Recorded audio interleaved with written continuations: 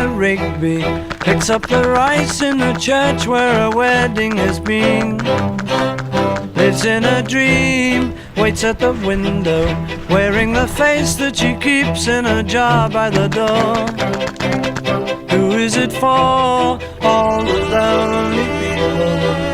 Where do they all come from? All the lonely people. Where do they all belong?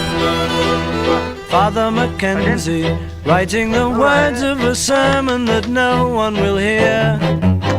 No one comes near, look at him working, darning his socks in the night when there's nobody there. What does he care? All the lonely people, where do they all come from? All the lonely people, where do they all belong?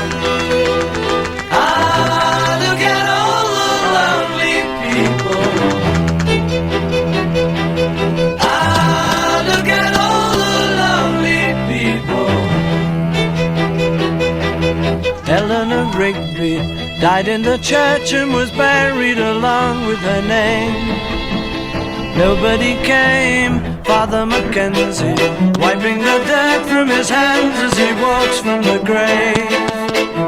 No one was saved, all alone.